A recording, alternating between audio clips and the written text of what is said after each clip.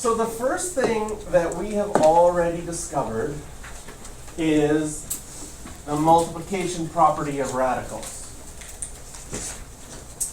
If you multiply two radicals, even if the numbers inside are different, you can put the numbers inside together as long as the index, here are some definitions. We call the whole thing a radical.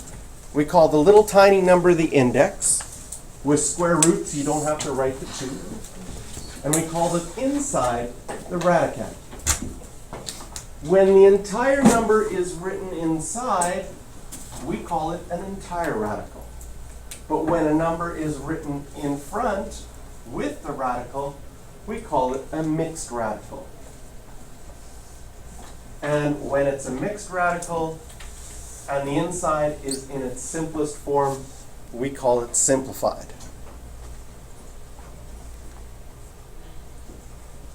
So we also saw already that you can only add radicals that are alike, and you can add them when they're in their simplest form is the easiest. Then at the top of page 96,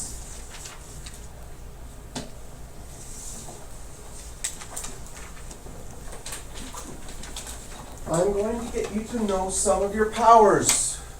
And notice that some of it's blank. Because these are the numbers that I would expect you to do without a calculator. So I would expect you to do 2 to the 4 without a calculator. 2 to the 8 without a calculator. 2 to the 8's not bad because you notice that powers of 2, you're just doubling each time. I'm pretty sure you could figure it out. Okay? And often I'm pushing you, the last numbers are ones that would be like, ooh, that would be a little bit hard for me. But you could figure it out. So these are the ones that I expect you to know for powers without your calculator.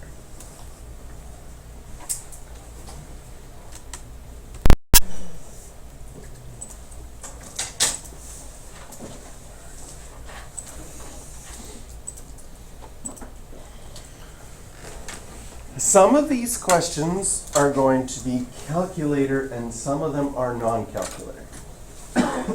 So I would tell you right away that the first one and the second one are non-calculator, and the third one is a calculator. So, arranging from least to greatest. Sometimes this is hard when things are mixed radicals.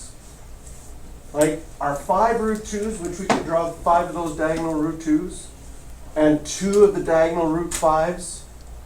They're on different slopes, so it's kind of hard for your brain sometimes to tell which one is longer. However, if we take each of these, and these are each mixed radicals, and I'm going to add something else to this one. I'm going to add one more number. I'm going to add the number maybe 4 in there. No, maybe 5. Oh, we'll keep it as 4. You have to arrange these from greatest to least. I like least to greatest better, but read the question carefully. Sometimes the textbook switches it up. I can change each of these to entire radicals by changing the number in front to a square root. So as an intermediate step, I can change 5 to the square root of 25. I can change 2 to the square root of 4. I can change 4 to the square root of 16. And I can just change 4 to the square root of 16. Now I have a rule for multiplying that says this is square root of 50, this is square root of 20, this is square root of 48, and this is still the square root of 16.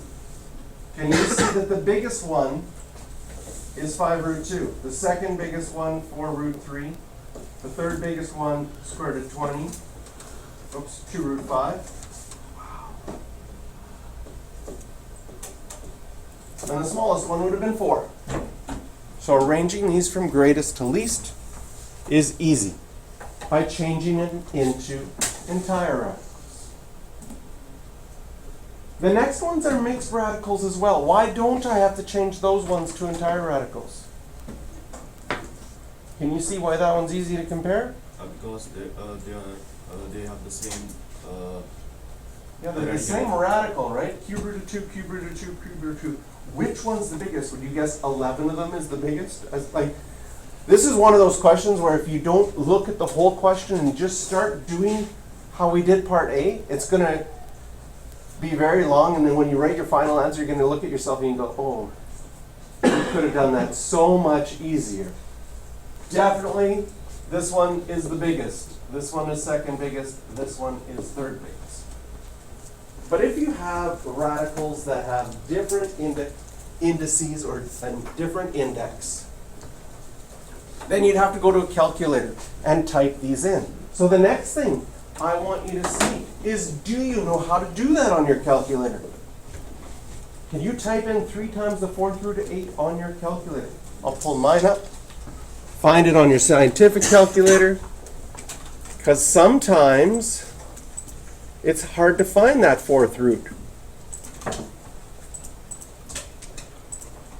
3 times, and for me, I go to the math button, and I go to number 5. But sometimes if I've already typed in a number, it's kind of frustrating. I might have to go 3 times, and then hit the math button. And I can type the 4th root of 8. Or I could have started with that and done the 4th root of 8 first, and then times 3. Gets me the same answer. See if you can find your 4th root on your calculator. And that should be the answer you get.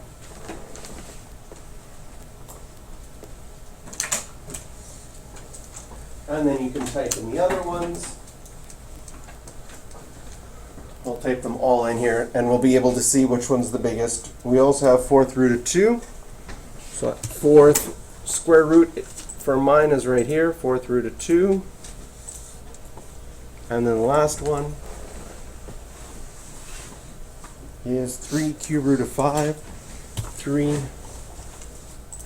I could use that x one, but I also have a cube root button right here. Ooh, they're close. The 4th root of 2 is the biggest. Then 3 cube root of 5 is second. And 3 4th root of 8 is third.